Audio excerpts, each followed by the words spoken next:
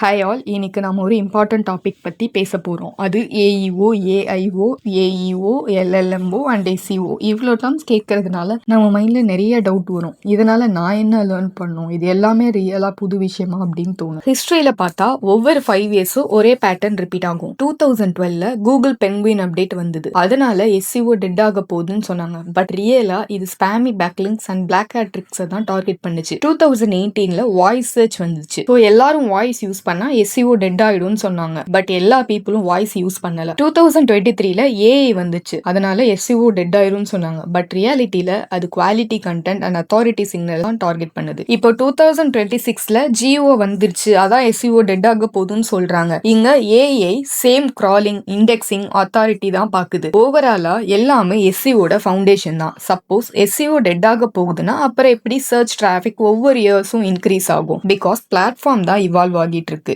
எஸ்இஓட overall view பார்க்கலாம். இப்போ search இன்ஜினோட 5 சர்ச் லேயர் இருக்கு. First discovery layer. இங்க கூகுள் நம்ம வெப்பேஜை எக்ஸ்எம்எல் சைட் மேப் மூலமாவோ, internal link or back link மூலமாவோ ஆர் வேற சோர்ஸ்ல இருக்க நம்ம வெப்சைட் மென்ஷன் ஆகுறதாலோ கூகுள் நம்ம வெப்பேஜை தெரிஞ்சுக்கும். சிம்பிளா சொல்லணும்னா கூகுள் நம்ம வெப்சைட்டை டைரக்டா ரீட் பண்ணாம வேற சோர்ஸ்ல இருந்து ஃபைண்ட் பண்ணுது. Second crawling layer. இங்க பாட் உங்க வெப்சைட்டுக்கு டைரக்டா வந்து உங்களோட கண்டென்ட்டை ரீட் பண்ணும். Third rendering layer. உங்க பேஜ்ல இருக்க கண்டென்ட் விசிபிலிட்டி பாட்டுக்கு எப்படி இருக்குன்னு பார்க்கும். Fourth indexing layer. இங்க உங்க கண்டென்ட் டேட்டாபேஸ்ல ஸ்டோர் ஆகும். Fourth indexing layer. இங்க உங்க கண்டென்ட் டேட்டாபேஸ்ல ஸ்டோர் ஆகும். Fifth ranking layer. எங்க எப்ப யாருக்கிட்ட உங்க பேஜை ஷோ ஆகணும்னு சர்ச் இன்ஜின் டிசைட் பண்ணும். பட் இது எல்லாமே பெரிய தியரிட்டிக்கல் பாயிண்ட் இல்ல. ஷியரா சொல்றேன், நீங்க ஃபியூச்சர்ல ஜிஇஓ, ஏஇஓ, எல்எல்எம்ஓன்னு கேட்கும்போது இதுதான் பேக் அண்ட் ப்ராசஸா இருக்கும். எக்ஸாம்பிளா சொல்லணும்னா ஒரு user best budget mic for YouTube வீடியோஸ்னு சர்ச் பண்ணுறான்.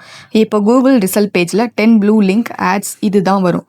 ஆனால் இப்போ ஏஐ பாக்ஸ் ஒன்று எக்ஸ்ட்ரா வருது. இந்த ஏஐ எல்லா வெப்சைட்ல இருக்க கண்டென்ட்டை இருந்து கொலாபரேட் பண்ணி ஆன்சர் கொடுக்கும். நம்ம பிராண்ட் நேம் ஆர் வெப்சைட் அதில் மென்ஷன் ஆச்சுன்னா இதுதான் ஆக்சுவலா எல்லாரும் பேசுற ஏஇஓ, ஜிஓ, எல்எல்எம்ஓ. சரி, இதெல்லாம் பண்றதுக்கு நம்ம கண்ட்ரோல்ல இருக்க டூல் என்னதான் அப்படின்னு தோணும். எக்ஸாக்ட்லி, நம்ம content quality, structure, clarity, technical SEO and search intent alignment இதை தான் நம்ம கான்சென்ட்ரேட் பண்ணணும். நான் ஒரு எஸ்இஓ ப்ரொஃபஷனலா டெய்லி டே டு டே டியூட்டில என்ன பண்றேன்னு சொல்றேன். அதுல research, technical, on page, content strategy, off page, analytical, testing and client pitch.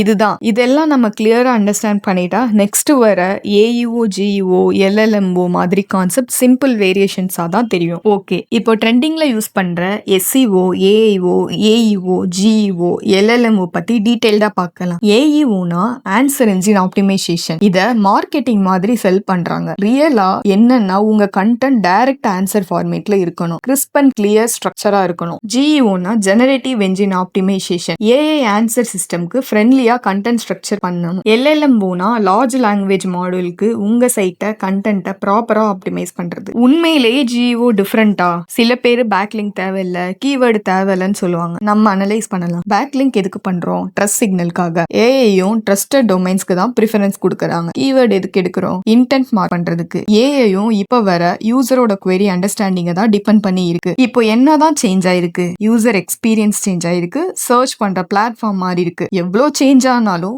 இன்னும் ரேங்கிங் அண்ட் ட்ரஸ்ட் பேஸ் பண்ணி தான் ரிசல்ட் வருது. நெக்ஸ்ட் ரியலா 2026 என்னதான் ஷிஃப்ட் ஆயிருக்கு? எஸ்இஓல 3 மேஜர் வேஸ்ல இவால்வ் ஆயிருக்கு. ஃபர்ஸ்ட் டாபிக்கல் அத்தாரிட்டி பில்ட் பண்ண கிளஸ்டர் ஸ்ட்ராட்டஜி யூஸ் பண்ணணும். செகண்ட் என்டிட்டி பேஸ்ட் ஆப்டிமைசேஷன் பண்ணிருக்கணும். சர்ச் இன்ஜின்ஸ் வேர்ட் மட்டும் அண்டர்ஸ்டாண்ட் பண்றது இல்ல, சோ என்டிட்டி ஆட் பண்ணிருக்கணும். இதை பத்தி இன்னொரு வீடியோல கண்டிப்பா எக்ஸ்பிளைன் பண்றேன். Third multi platform visibility. Google, YouTube, Reddit, LinkedIn plus AI answer. இந்த மாதிரி எல்லா பாப்புலர் பிளாட்ஃபார்ம்லயும் நம்மளோட பிராண்ட் பிரசன்ஸ் இருக்கணும். இந்த மூணும் தான் எக்கோ சிஸ்டமா ஸ்ட்ராங்கா ரேங்கிங் சிக்னலுக்கு யூஸ் ஆகுது.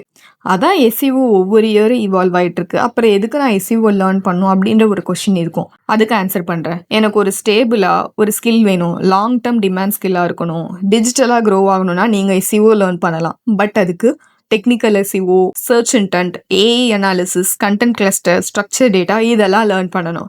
நீங்க ஒரு ஃபியூச்சர் எஸ்இஓ எக்ஸ்பர்ட் ஆகணும்னா சர்ச் ஆர்கிடெக்சர் பத்தி அண்டர்ஸ்டாண்டிங், ஏஐ ரெஸ்பான்ஸ் சிஸ்டம் பத்தி தெளிவான அண்டர்ஸ்டாண்டிங், யூசர் சைக்காலஜி பத்தின அண்டர்ஸ்டாண்டிங் இதெல்லாம் தேவை. ஃபைனலா பார்த்தா ஏஇஓ, ஜிஓ, எல்எல்எம்ஓ இதெல்லாம் ஒரு பிராண்டிங் அண்ட் பொசிஷனிங் தான். இதுல கிளியரா இருந்தா நெக்ஸ்ட் இயர்ல XYZ ஒன்று வந்தாலும் நீங்க கன்ஃபியூஸ் ஆகாம அடாப்ட் ஆக முடியும். பிகாஸ் கோர் கான்செப்ட் எல்லாமே சேம் தான்.